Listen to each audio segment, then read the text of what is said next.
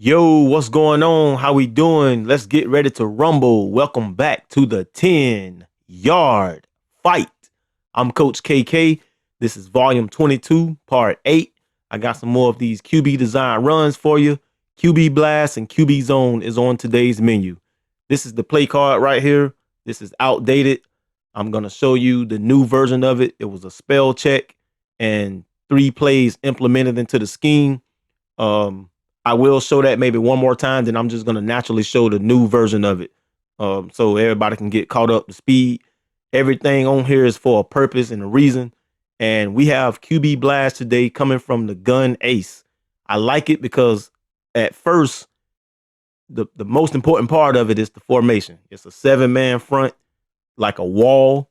And then you got our running back coming up the middle. So he counts as like an 8th man. So that's 8 players right up front in front of the face of the defense. So we're pretty much in an attacking mode right here.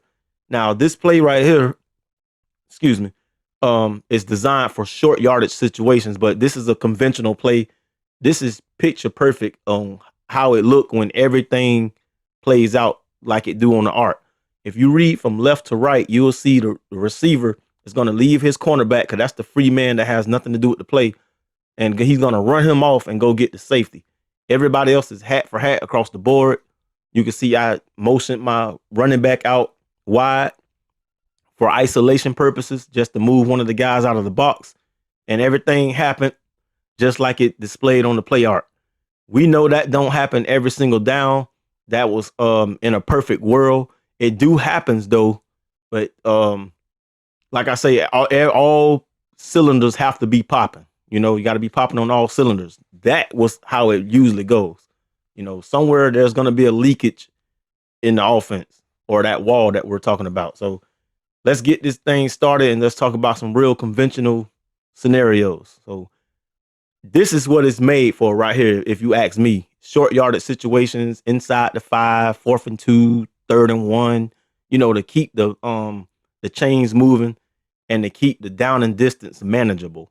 I don't want to do this 10 times in the game, though, of course. So there's a time to do it and there's a time not to do it. See this guy right here? He's in the double A gap. He's mugging the A gaps and he's trying to be slick. But what he's doing, he's actually helping us out because there isn't a 1, 2, and 3 layer of the defense anymore. Everything is up front with us. So we're hoping that we get a body on body and our alignments don't have to travel up the field that much because they're right there. And if you have patience and gap discipline and taking the angle smoothly, you should get to that second wave of the defense. But there isn't a such thing as a 1st, 2nd, and 3rd level when they're double mugging the A gap because the linebackers are jammed in with the linemen. You see what I'm saying? So this helps us oppose a threat, and we're attacking them now. So let's look at the play card. We're operating from the yellow, pistol deuce, and gun ace. This is one of the shifts that I like to do. This is like some eye candy, or this gives me more variety. You can see I'm in the pistol deuce. Running back is lined up behind the QB. I audible to gun ace. And that was, like I said, that was like eye candy to the defense. He's like, man, you're not doing anything different, man. You're just trying to fool me. We're going to stay right here. And that's what we want them to do. We want them to stay right there because we saw something in the defense, but we had to use another play selection because we don't have QB blast and the pistol deuce. We have halfback dive. And if I need to go back to halfback dive, I'll just go back to pistol deuce, right? So that gave me variety right there. He never moved. He's like, man, you're not doing anything. Come on, let's go. And little do he know I was changing plays. So yeah, here's another one. We're going from the gun ace to the gun ace slot. Try to see if we can bring anybody over to the party. We didn't get to move anybody like I wanted to just then with the motion, but we still got the success. Look at this right here. Now I'm forming a wing. I went from gun ace to gun ace wing, and that gave me an extra man. So sometimes you want the man to follow you, sometimes you don't. It all depends on the look that he give you, his layout, you know.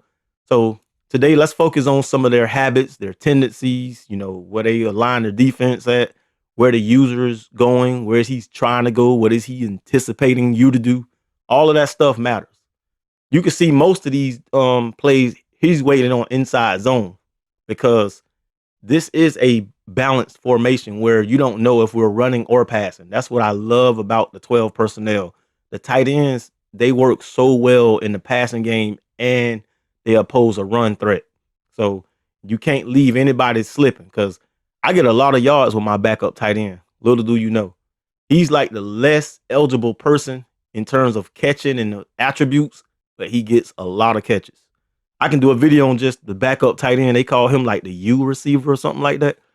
I can, the XYZ, then they come back to the other tight end and call him U.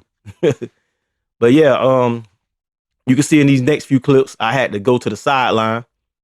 Right here, he's cramming the box because he's waiting on inside zone, and we were able to bounce it outside and still get extra yardage out there. So most teams have a fast quarterback. So if you got a custom playbook, you should put this in your audibles because you just never know. Like, look at that scenario. I gave myself a straight angle for my field goal. So I set this field goal up by going QB blast and going to the middle of the field. Because you guys know field goals are real. Y'all, it's halftime. Y'all hit that like button for your boy. That lets me know you engage. That's like shaking my hand and I'm shaking your hand. I really appreciate that. And we're moving forward to the QB zone. Okay, so this is the same formation, same set, gun ace. I love it because both of these plays are implemented in. You will wonder why, but sometimes all it takes is one person to do something different, and it's a total different play. This time, the running back is going to lead us to the outside. We don't want the middle. So sometimes I will come out in QB zone, and if I don't like the look, I will audible to QB blast.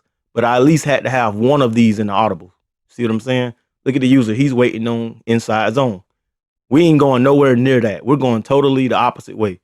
And if you look at the formation, the direction that the running back is facing is what we call the play side. So the play side is to the left. The user is dead center in the middle. Look at the blocking scheme. It's hat for hat across the board. He's waiting on the running back to go left to the inside zone, right? Because that's the play side. But this is a backside play after the snap. You get what I'm saying? So pre-snap, he's thinking inside zone because that's the play side. But this is a backside design run because the backside is to the right now, right? So you can see how this guy's going to be caught flat-footed, and he had a poor start, a late start when the snap was given. After the snap, he had a very late start because he was waiting on inside zone, and he didn't expect the QB to be going up the middle.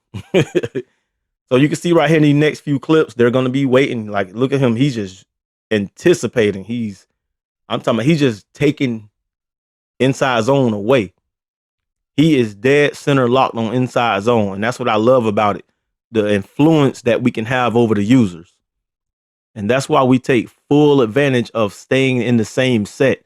You ever heard that term, I am the one constant? So you can see we're staying in the same set, but the defense is all over the place because we're throwing so many things at them. And, that's why, like you don't see the previous play, but the previous play was probably that play that we mentioned in the last video, the power read.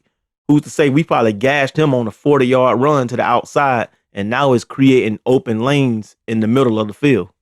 That's what they mean by controlling the line of scrimmage. Look at this guy right here. He's in the alley, the guy in the yellow. I'm going to flip this play over because, sometimes people have in their coach settings where they will follow the motion man or they won't follow the motion man. And you can see the user, he's in red. He's working. He's waiting for inside zone. See, you can see him. Look at him. I love when they do that.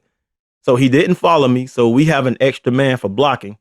After we snap the ball, it's either bang, bend, or bounce. Some of my day one guys know about that. NYG fan schemes, KB, you guys know about that. Bang, bend, or bounce.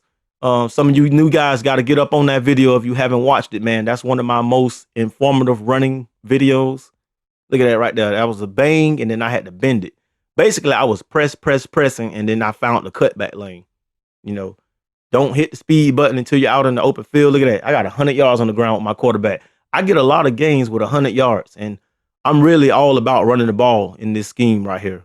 I think my ratio is 48% run, 48% pass.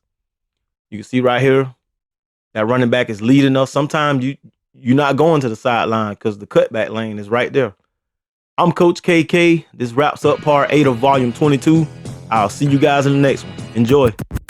This is how we do it every day. We be grinding, and if you ask me, we the best. I'ma be like, yo, that's us with the crazy flow. And you gon' hear us on the radio. This is how we do every day. We be grinding, and if you wanna come and test us, I'ma be like, yo, that's us with the crazy flow.